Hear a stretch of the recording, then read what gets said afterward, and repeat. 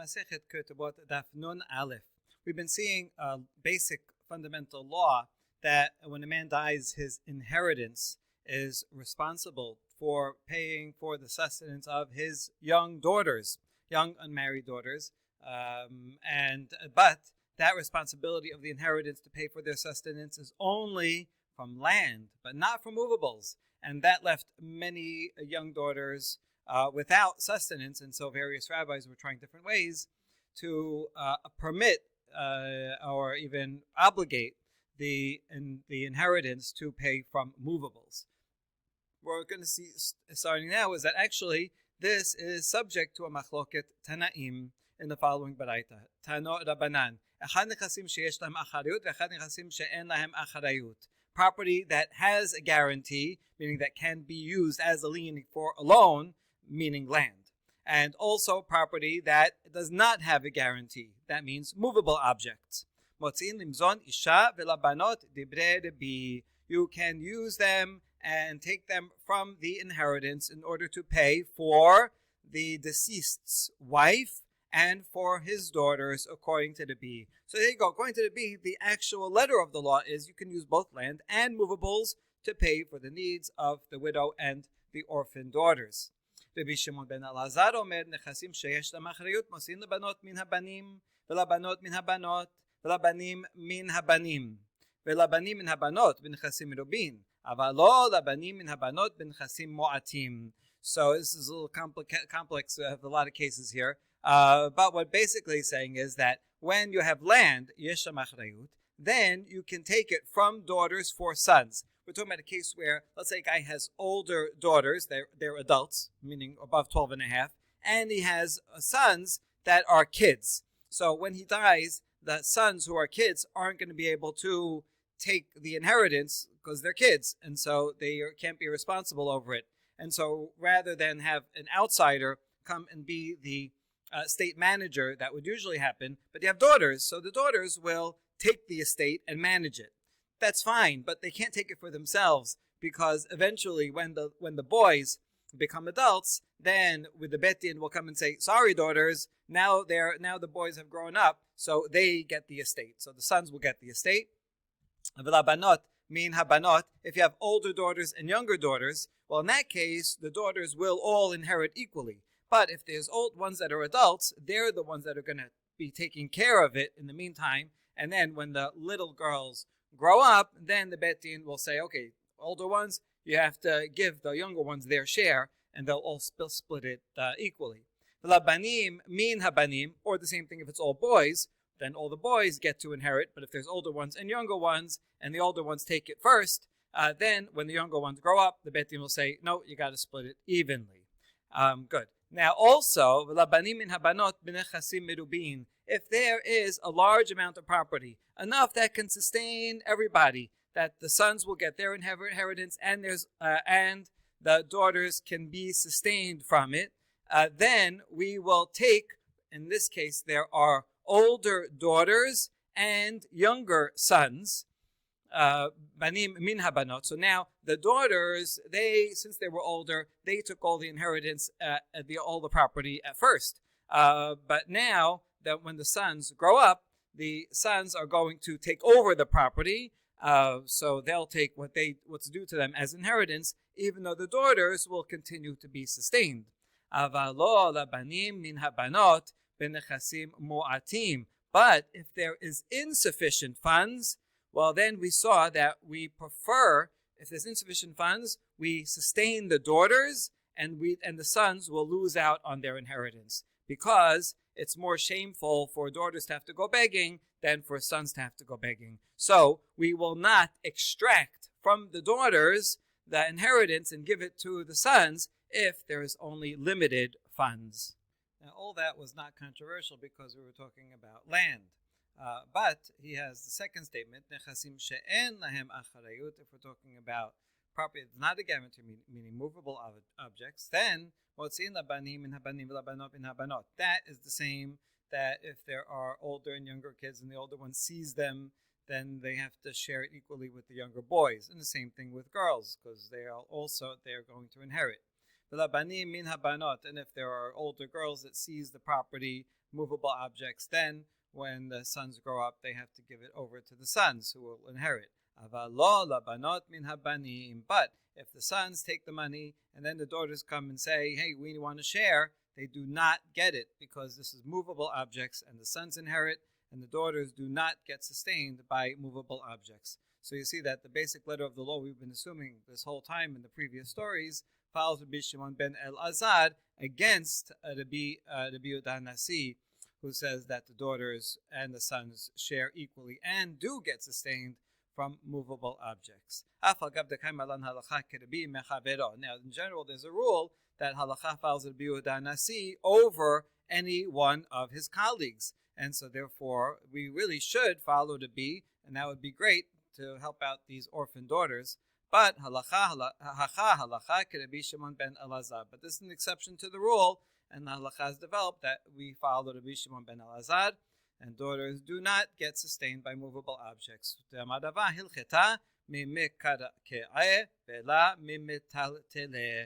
said that's the halacha. They can get sustained by land, but not by movable objects. Ben le ketubah, ben limzoneh, ben le panasa. And that's true for the payment of the marriage contract, or for sustenance for the widow and for the daughters, or for livelihood, which we understood to mean to pay for the dowry. All these things are only from land and not for movable objects. Interestingly, even though this is the conclusion of the Gemara in Geonic literature, they change it back again, and the halacha, in fact, from the Geonim, is that movable objects must be used to pay for the livelihood of the daughters. So I think we see from the stories that was the trend from all those stories, and there was even one that said, well, I want to do that, but the other rabbi said, you can't do that because then people will see that and make that the halacha for generations. Well, that's exactly what happened. All right, new Mishnah. Lo katav la ketubah betula gova matayim ve'almana maneh. The husband did not write a marriage contract. He's supposed to. You're really not supposed to get married or remain married without a ketubah. But if the man didn't, that doesn't mean he's off the hook. He still has to pay the basic minimum amount of 200 for a betula or 100 for someone who is married already.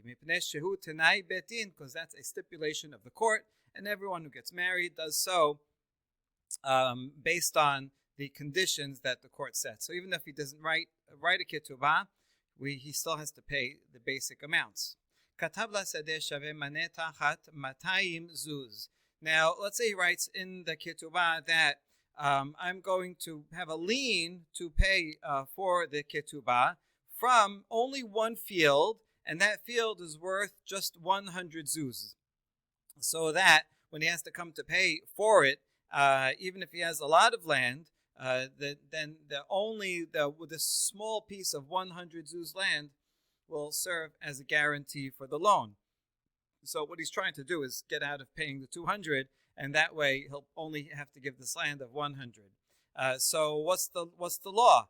The law katab la kol nechasim di'it li'achara in the ketubah. It does not write the usual clause that is in all of our ketubot that says all of the property that I have will be a guarantee for your ketubah. And that the one that we use, it even says even the shirt off my back, the husband will have to give to pay her ketubah. So he didn't write all of that, and he's trying to cheat her by not giving her the 200, since only the small piece of 100 land will be subject to a lien.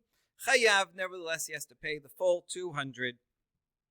So in other words, we ignore that. So the first clause, if there's no ketubah at all, and the bigger chidush is that if there is a ketubah, and he said, yeah, I'm going to give you 200, but only 100 that you can collect from land, we ignore that. And in fact, any of his property is subject to collection. Shehu Tanai Betin, once again, because that's a basic condition of the court. Now, Lo katav la'im tishtabai afrikinech ve'ot binech li le'intu. In the standard ketubah, in times of the Mishnah, it says, if you are taken captive, the husband agrees that I will redeem you and restore you back to be my wife. That is a basic obligation of the ketubah, and even if he doesn't write it in, he still has to redeem her. If she is married to a kohen, then the language is a little different, because if a woman who's married to a kohen is taken captive, we presume that she probably is violated, and even if it's against her will, nevertheless she's no longer permitted to remain married to the kohen. So he does still have to redeem her, but they would not remain married. But it says instead, you return to your province. She'll go back to her father's house, wherever she lived before. But he still has to redeem her, and even if he didn't write this language, chayav shehu tanai betin, because that is again a basic stipulation of the court. Now, nishpet chayav diftota. Back to the basic law: any woman who is taken captive, the man has to redeem her. Let's say a man, his wife is taken captive, and then he says, "Listen, I don't want to redeem her. Well, I have to because I'm married to her. You know what? I'm going to divorce her right now. Here's the get, and here's the payment of the ketubah, and now she has the payout from the ketubah. She can use that to redeem herself, and he's out of the picture. Can he do that? Eno rashai. That is not allowed. He has to redeem her from his own money, and then when she comes back, if he still wants to divorce her, that's a different story. He can, but he can't use this opportune time to get out of the payment of the ransom. That's case one. Now, this is comparable to contrast with the second case. Lakta chayav lerapota. In general, if a woman gets sick, the man has to pay for her medical expenses. That's part of the basic sustenance in the ketubah. It doesn't include only food. It also includes medical care. Amar haregita uchtubata terape et asma rashai. If a man says his wife gets sick, and now he's going to have to pay for these medical bills, he doesn't want to, so he says, all right, I'm out. Here's the get. I'm paying the amount of the ketubah. Now she has her own money, and she can use the payout, and she will and she can sustain and pay for the medical bills herself. Rashai, he can do that. It's not a very nice thing to do. He's not going to get the award for finest midot, but that is legally permitted. Now, the question is, what's the difference between these two cases? How come if he wants to divorce her before instead of paying for the ransom, he's not allowed, but for the medical expenses, he is allowed? The difference seems to be what these are dependent on. The ransom for captivity, he has to pay in exchange for collecting the fruits of the land that she owns. Now, he's collecting that fruit for many years, because she doesn't get captive for all that time, and so now he has that saved up. All of a sudden, she gets taken captive, and now he's going to say, "No, I'm keeping the fruit. I'm not paying the ransom." So that's not very fair. He's already saving up that money, so he has to use it. On the other hand, medical expenses are part of regular sustenance, and that's in exchange for her wages. So that he's paying all the time. He's paying all of her sustenance, her food, her clothing, and all that. So since that is something that he's anyway paying at all times, now this happens to be an expensive time because she's going to have to pay these medical bills. But if he wants out, he can get out at any time because that money was not saved up. He's spending for sustenance, and medical expenses are included in that. All right, that's the Mishnah. Now, in the first clause, we ask Maneh, who would be the author of this Mishnah? Rabbi Meir here. It must be Rabbi Meir. Damar.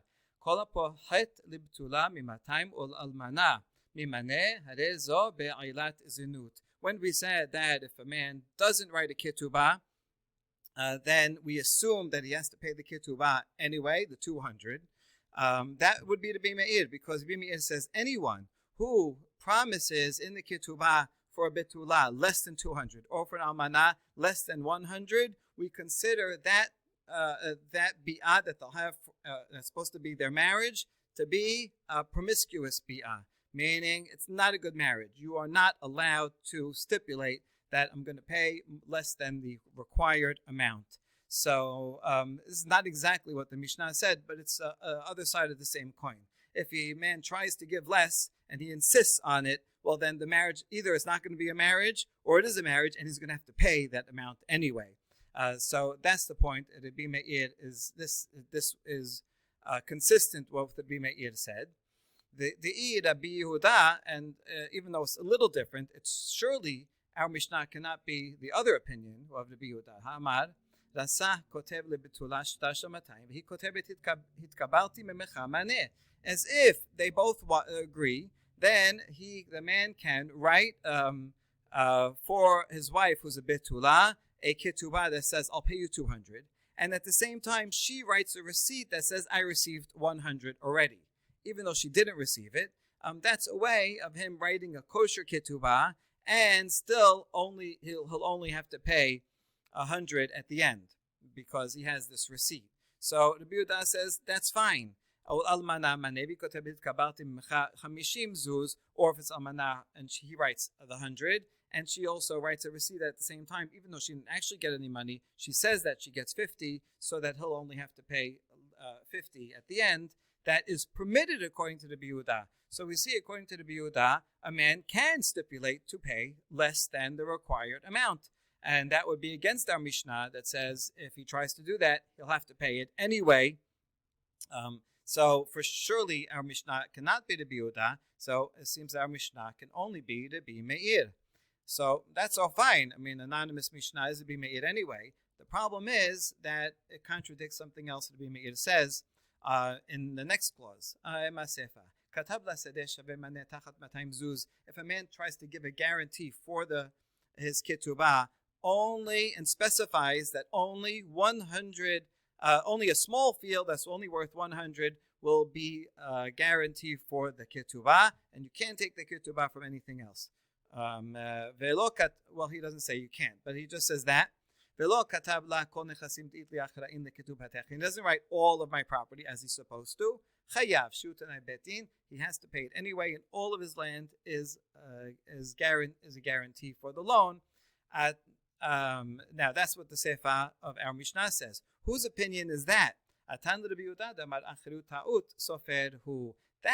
is consistent with Rabbi Yehuda, who says that when it comes to land that's a guarantee, if the scribe doesn't put it in a document, let's say a loan document, he says, here, I owe you $100, and he doesn't write in it that your land will be a guarantee. Even if he doesn't write it, we assume the scribe just made a mistake and left it out. It's supposed to be there. If he explicitly says none of my land is going to be a guarantee, then it's out. But if he doesn't write anything at all, we assume that it's in. So this sefer where he says this small field will be a guarantee for the ketubah, and he doesn't write anything about anything else, we assume that that's a scribal error, and all of his land is a guarantee. So the second clause is consistent with Rabbi Yehuda and goes against Rabbi Meir, who disagrees on this point. He says that if you skip a clause that says my land is a guarantee for this loan document, we don't assume it's a scribal error. We assume it's on purpose, and the person did not want his land to have a lien on it. Titnan Masash Shitre Chov. We have a Mishnah in Masechet Baba Metzia about someone who finds a promissory note.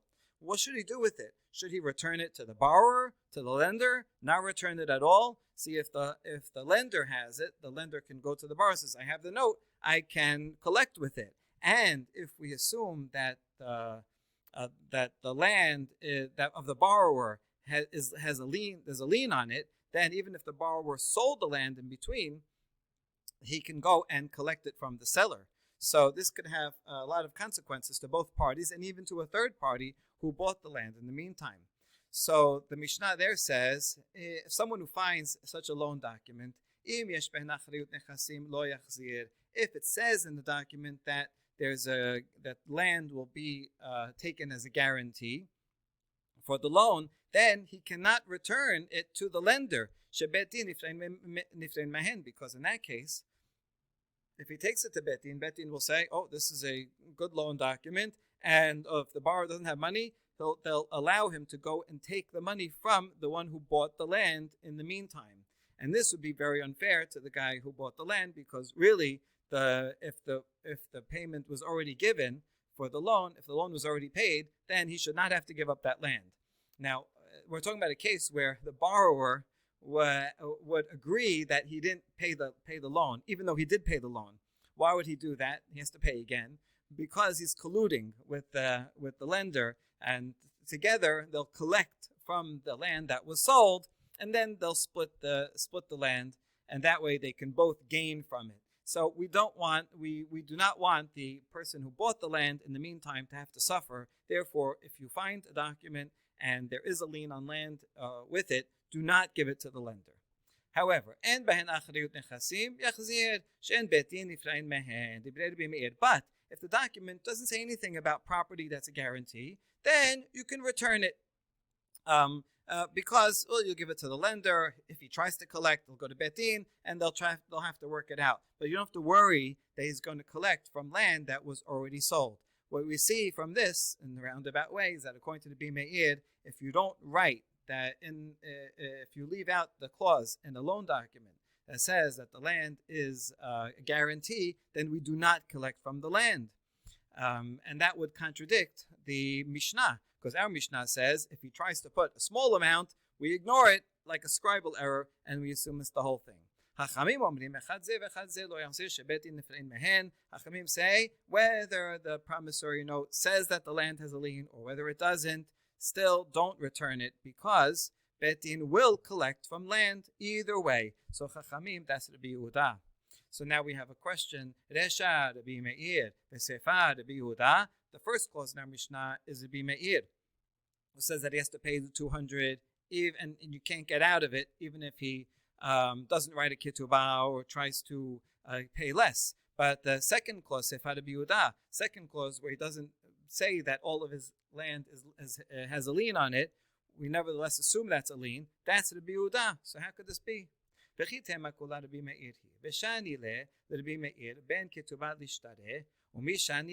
maybe you'll try to answer that. No, really, it could all be Rabbi Meir. And Rabbi Meir will make a distinction between a ketubah, where since in the ketubah, there's a basic thing that all of the man's property has to be liened to the paying the ketubah. Rabbi Meir would agree with that, and we would distinguish that between a regular loan, where not necessarily. Sometimes people make a loan and they do lien their land, and some people make it and they don't have a guarantee from their land. So since a shtad, sometimes do, sometimes you don't, he's not going to assume that you always do if you leave it out. But a ketubah, you have to have a lien of the land. So we can actually reconcile Rabbi Meir in Baba Metzia with the second clause of our Mishnah. But the problem is, it's not going to work. Umi shanile, does Rabbi Meir really make such a distinction? And the following Baraita, which is all Rabbi Meir, we're going to see that he does not make such a distinction. Vehatanya, we have a Baraita. Chamisha govin min ha-mechorarin. In the following 5 cases, one has a right to collect only from mechorarin, like from cherut, bnei chorin, from free movable property, and not from land. The last 2 cases are going to be the one interesting for us, but we have to deal with all 5. Elohen perot ushvach perot. This is talking about a case where someone buys stolen land unknowingly. He thought it was a valid purchase. And he goes ahead and he improves the land and he produces a whole crop that's on the land that he's about to harvest. And now the original owner comes and says, sorry, your sale was never valid because it belonged to me. The guy who sold it to you was a thief. So the owner gets the land back. It's his. And I, who bought the land, have a right to go to the robber or whoever sold it to me, and I can get back my money. Now, the purchase price I can take back from the robber's land even. But the added value, if I added irrigation ditches and whatever else, and fertilizer, so shvach perot, and the fruit itself that I caused to grow on there, that I also can claim from the robber. But in those cases, I cannot take his land for it. I can only take his movable objects. So that's the first 2 items. If someone has marries someone who already has children from a previous marriage, and in this marriage he says, I am taking upon myself to give sustenance to his wife's son or daughter. That's fine, he can do so.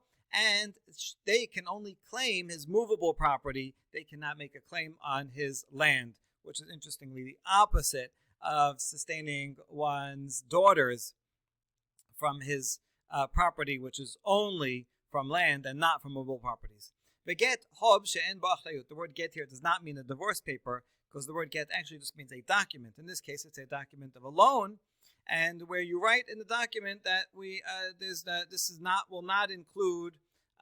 not have a clause that includes a property guarantee. So there's no property guarantee. Therefore, you can't collect from the property, only from movables. And similarly, a ketubah that doesn't say explicitly that all of the husband's property is lien to pay the ketubah, that also the wife cannot collect from the land, but only from the movables. And that's the end of the Braita. So notice the last two.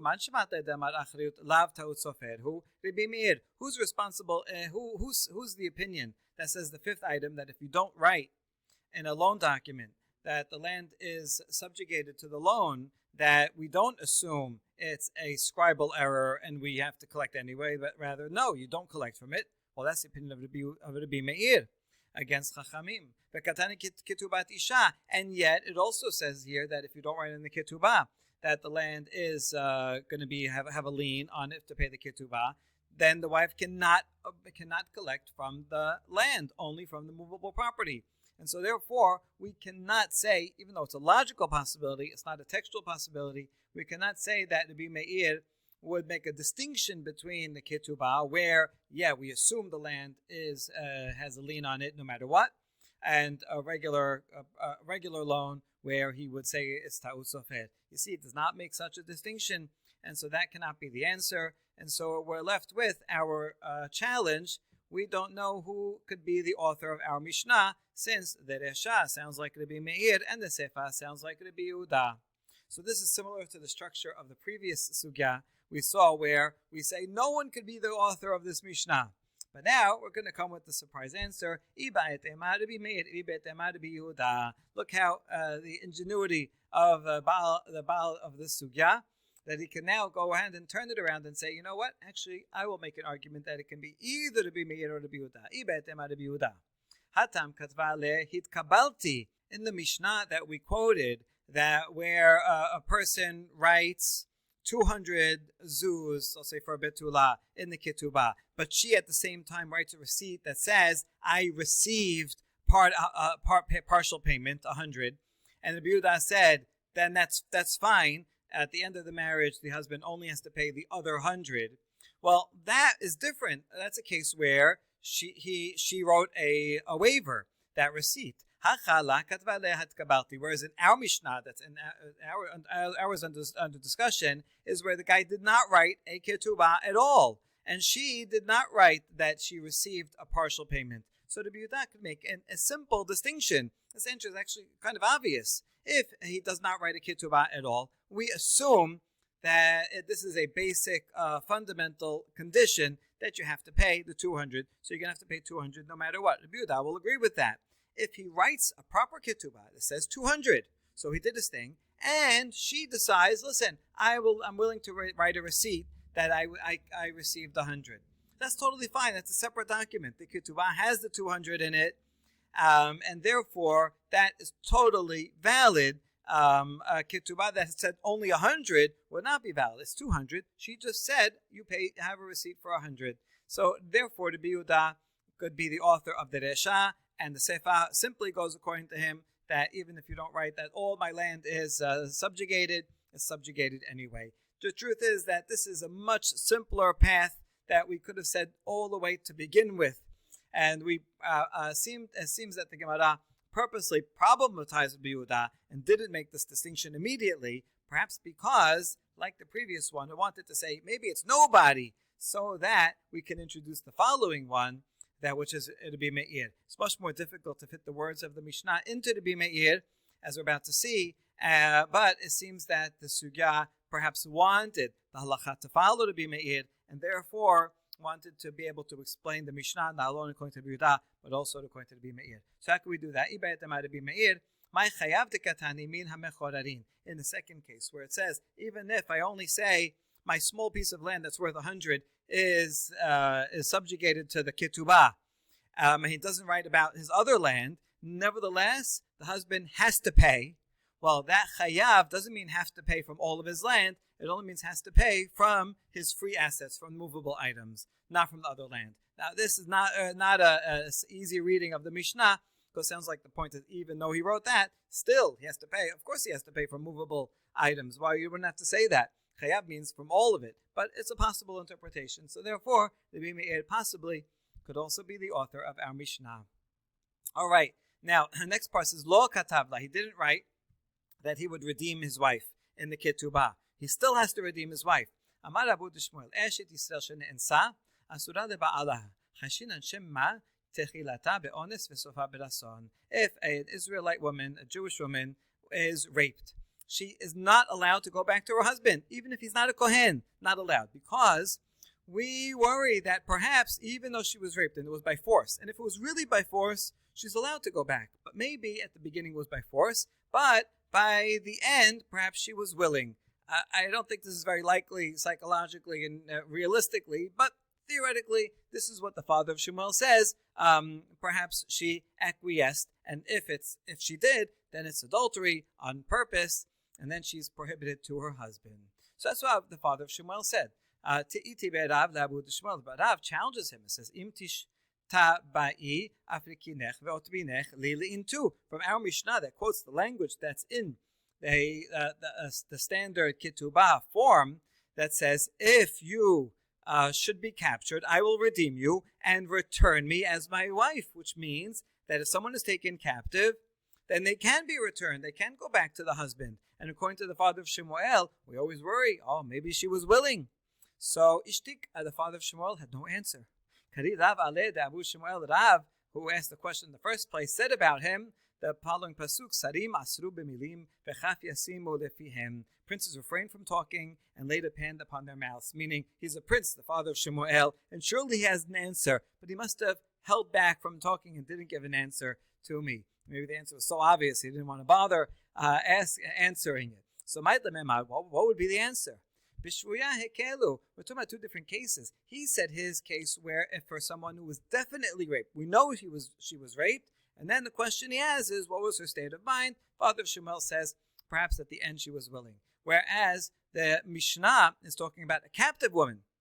A captive woman, we don't know for sure that she was raped. We suspect oftentimes captors will violate their captors will violate their captors. But since we don't know for sure, we can be lenient. Perhaps she wasn't violated at all. And even if she was, perhaps it was not willing at all.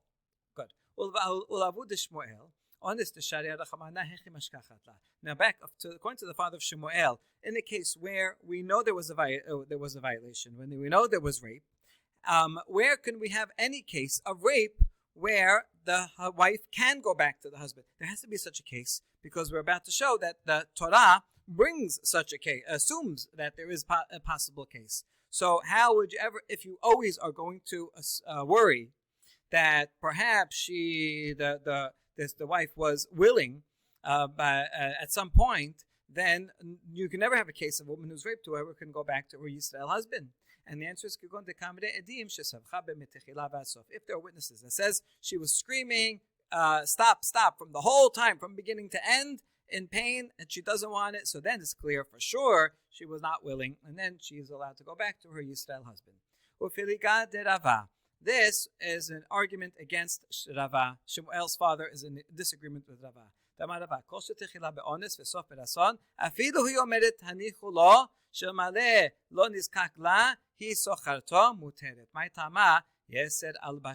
Rava says that a woman is never willing to be with her rapist, and if the beginning is honest, if at the beginning this is rape, then we assume that the whole rest of it is also against her will.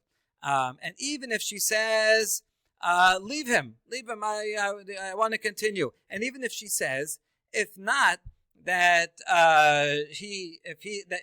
he didn't force me, I would go and hire him to be with him. Even if she says that, nevertheless, we don't take that into account. The reason is because that would mean that her desire, her inclination took hold of her, literally dressed her. her took hold of her. So against her will, she is saying, okay, let's finish. But that's not called willingness, because the beginning was against her will. It doesn't really matter what she feels or what she says during the rest of it. It's always against her will, and therefore she can always go back to her husband. Unlike the father Shemuel, who says we worry that maybe she was willing. Tanya kevate de Rava. Vehi lo nitpasa asura. Here's a braita that supports Rava that a girl is never willing, and even if she somehow feels willing, it doesn't matter because it didn't start off that way. So the pasuk says, if a man lies with her and she is not forced. So if a woman lies with a man and she is not forced, that's willing adultery. Then she can't go back. Asura. But we can infer that if she was forced, raped, then she is allowed to go back to her husband because who's Israel. But this Baraita Midrash makes a further inference that in this case, he lo nitpasa, she is prohibited, but someone who is forced is permitted. But there has to be some other case that even though she is not forced, she's willing, nevertheless it's muteret. So how can you have a case of a woman who's willing and yet she's permitted to go back to her husband? If any case where at the beginning she is raped, even if at the end she is desirous of him, a handsome pirate, doesn't matter. We just say her desire overtook her. It's not really her that's saying that, and we consider that permitted. That's same as unwilling, and she's permitted to go back to her husband, which is exactly what Rava said. Tanya idach v'hi lo nitpasa. Another baraita, another derasha on this alternative from the same pasuk. If she is not forced, asura, because then she's willing. Therefore, if a married woman is forced by a rapist, then she is allowed to go back to her husband.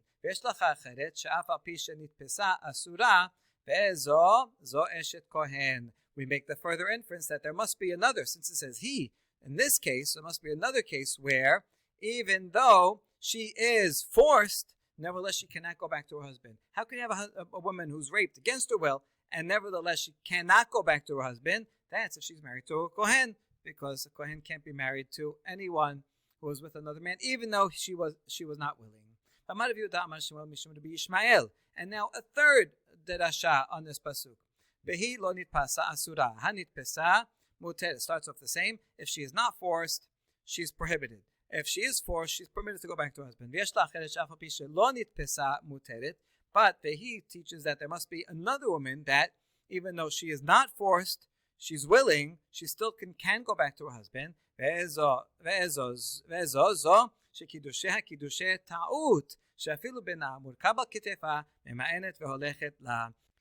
would be true in a case where her original kiddushin turns out to be mistaken. For example, if they get married on condition, she says, "I'll marry you on condition that you go and finish Masechet Ketubot," and he doesn't. So then it turns out that the kiddushin that she had were never actually kiddushin. If in the meantime she was with another man willingly, then that doesn't matter. Since retroactively we say the kiddushin was nothing, she was single, and so therefore there was no prohibition for her to be with that other man. And that would be true even if she, with the guy who was supposed to go study Ketubot, she had a child with him, and the child is on her shoulders. And then she said, "Oh, you never fulfilled the conditions, so that we were not married at all." So even if she cheated on him in between, it doesn't matter because the kiddushin was undone to begin with. So that is another case where someone could be willing, commit adultery willingly, but since retroactively was nothing, so she never sinned. Therefore, in the future, she actually could go back and marry this same guy. Maybe he'll finish Yevamot, so that's even more impressive. All right, Amar Rav Yehuda, Hani nashe deganvu ganabe sharyan legubraihu. Rav Yehuda says some women that were taken by kidnappers are permitted to their husbands. Why? Amrile Rabbanan Rav Yehuda. V'haka mamti'an lehu nehama. So the reason is because we assume that they are unwilling. They're forced. That's a case of rape. That's why they're allowed to go back to their husband. But the rabbis then asked Rav Yehuda, hold on, we see they're being kidnapped, they're held in captivity for a while, and in the meantime, these women are going and serving their kidnappers bread. Doesn't that mean that they like their kidnappers? They say, no, it doesn't mean that mechamat yid'ah. They're serving them because they're fearful. If they don't serve them bread, their kidnappers will harm them or kill them. So that doesn't mean that they're willing, that they want to be with them. Hold on. These women who are captives, they are bringing arrows to the captors to use to shoot weapons. Doesn't mean that they're on their side and want them to win. So no, mechamat yirah. They're doing that also because they're afraid that their captors will harm them if they don't. So that doesn't mean anything. On the other hand, if their captors let them go and they don't go home, they return to their captors when they can go free, well then that's obvious that these are very handsome captors, I guess, handsome pirates, and they want to be with their captors more than they want to go back home. Then that for sure shows that they are willing, and then they would be prohibited from being with their husbands.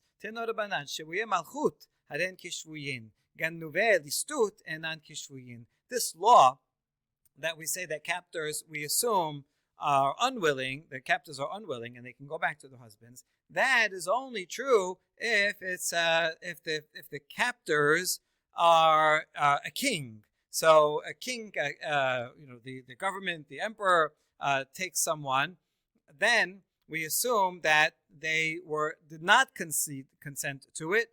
The reason would be because when a king goes and kidnaps someone and takes her, there's no chance that she's going to be treated well. She's not going to become a queen or anything. The king, he has big harem, and he's going to take her and throw her out. So that for sure is unwilling. No woman want to do that. But if it's just a bandit, then maybe she would be willing, because she says maybe this bandit guy could be exciting, adventure.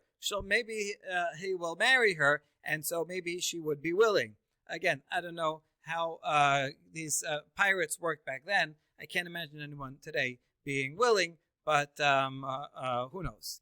Okay, Vahatanya Ipcha. Hold on. We have another braita that says the opposite, that it's when it's a common thug, then she is unwilling. But if it's the king, then maybe she is willing to be with the king.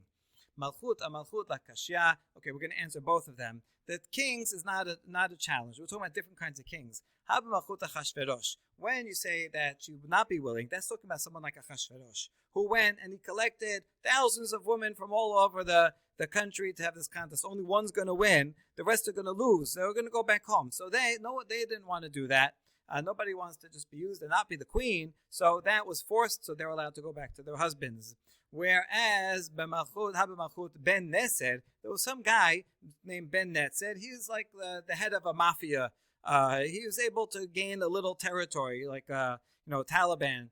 And so, since he's a petty king, maybe she says, maybe he will marry me, and then I'll be treated well in this by him. So she, in that case, she may be willing, so she cannot go back to her husband. So they're relative kings. Listut and nakasha. And also, the two statements in the Braitot regarding bandits, their opposite Braitot, are also not contradictory. One is talking about a bandit who is a high-level bandit, that he has his own little domain, and she would be willing to be with him. But a common bandit, no, she would not be willing to be with him, and so that's why in the first one she is willing, she can't go back to her husband. The second one, she is not willing, and she can go back to her husband. Okay, now, Uben Neser, Hatam Karele Melech, Hachi Karele Listim. Hold on, Ben Neser was used as an example, both in the king case and in the bandit case. So what is he? Is he a king or is he a bandit?